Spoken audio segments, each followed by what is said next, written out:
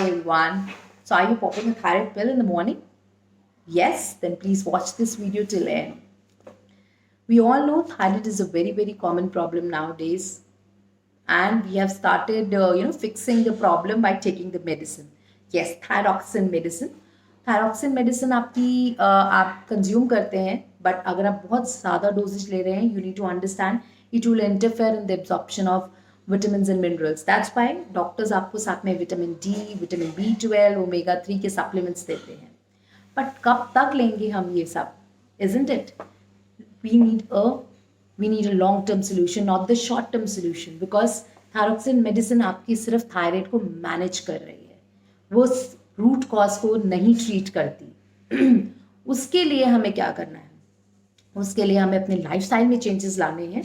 सबसे पहला चेंज ये है कि आपको अपने किचन से जितने भी रिफाइंड प्रोडक्ट्स हैं, refined oil, refined sugar, refined salt, इसको अपनी किचन से रिमूव करना होगा.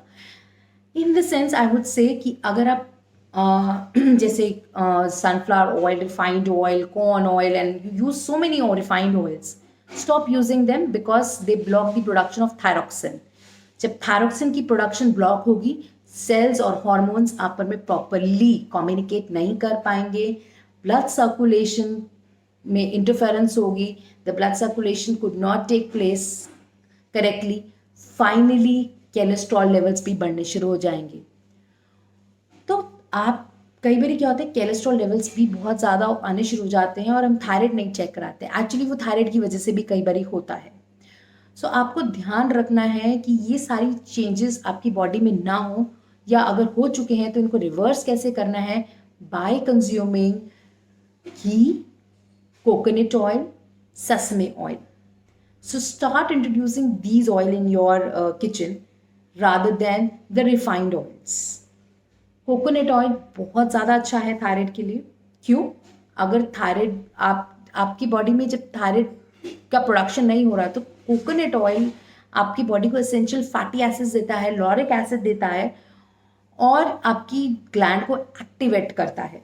तो coconut oil is one of the best solutions. आप इसे रॉ लीजिए, अगर नहीं ले सकते तो कुकिंग में यूज़ कीजिए, अगर वो भी यूज़ नहीं कर सकते तो ड्राई कोकोनट को कंज्यूम करना यूज़ कीजिए. उसका आप इवनिंग में एज ए स्नैक्स यूज़ कीजिए, बहुत अच्छा रहेगा. अपार्ट फ्रॉम दैट, रिफाइंड मैंने बोला आपको शुगर नहीं यूज़ करनी, अगेन प्रोसेस्ड है, you have to use jaggery. Refined salt नहीं यूज़ करना क्योंकि वो आयोडाइज सॉल्ट है, but again iodise salt use करते हुए भी थायराइड हो रहा है, तो इसका मतलब कुछ तो गड़बड़ है. तो हम क्या बेटर है क्या यूज़ करें? हम पिंक सॉल्ट यूज़ करें या फिर सेंधा नमक यूज़ करें. आयोडाइज सॉल्ट की कमी की चिंता मत कीजिए, क्योंकि कुछ ना कुछ हम बाहर से ज़रूर खाते हैं, तो वहाँ पे आयोडाइज सॉल्ट ही यूज़ होता है, वो बैलेंस हो जाएगा. नेक्स्ट चीज़ आती है कि हम और क्या यूज़ करें और क्या कंज्यूम करें कि हमारा थायराइड इशू जो है जल्दी से जल्दी सॉर्ट आउट हो जाए.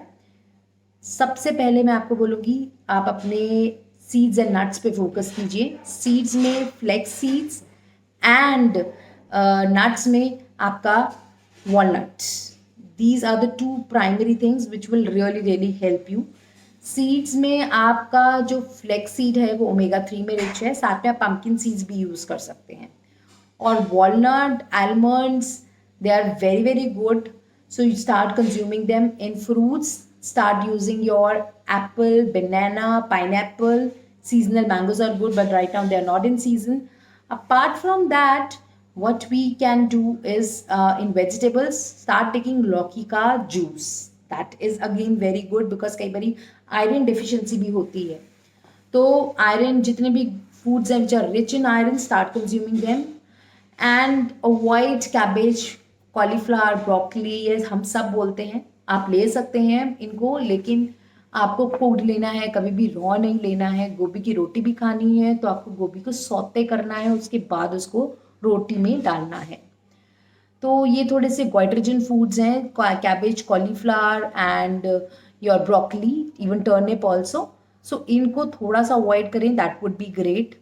Apart from that, exercise is must, because exercise के बिना हमारी बॉडी प्रॉपरली फूड एब्जॉर्ब नहीं कर पाएगी, स्पेशली जिन लोगों को थायराइड है, बिकॉज इनफैक्ट लेग्यूम्स, पल्सेस, ये सारी चीज़ें भी जो जिन लोगों को थायराइड होता है वो अच्छे से असेमिलेट नहीं कर पाते, तो बेटर है कि आप एक्सरसाइज ज़रूर कीजिए 40-45 मिनट्स की। और मैं आपको बताऊंगी उज्जयी और सिंहासन, ये 2 आसनास आप ज़रूर कीजिए, इससे थायराइड आपका जो ग्लैंड है वो एक्टिवेट होगा। उज्जयी में कुछ नहीं करना, आपको सिर्फ हमिंग करनी है अपनी थ्रोट से। देन चिन को ब्लॉक कीजिए and then you will exhale, that's it. Basically ये 5 मिनट्स तक करना है और आपको ध्यान रखना है कि आपको हमिंग करनी है थ्रोट से। और इसी तरह से सिंह आसन में भी आपको थ्रोट से ये आवाज निकालनी है। So these are the 2 asanas which you have to do it, and it will really help you a lot. Then one thing I have always mentioned, आपको लाइफस्टाइल चेंजेस करने हैं। हो सकता है थायराइड पूरा भी रिवर्स हो जाए, और हो सकता है कि आपको इनिशियली जैसे जेनेटिक इशू है जहाँ पे आपकी बॉडी में एंटीबॉडीज प्रोड्यूस हो रही हैं जो थायराइड के अगेंस्ट वर्क कर रही हैं, in that case you have to continue medicine for a longer period of time, but I can sure you doses ज़रूर रिड्यूस हो जाएगा। So changes, if made, will give you a positive impact, make you more fit, more healthy. So these things, if you adopt, you can see a drastic change. You will be happy, and the thyroid can, if you're conscious and if you're determined कि thyroid को अपनी life से बाहर निकालना है, yes, it's possible. It's surely possible. Thank you so much.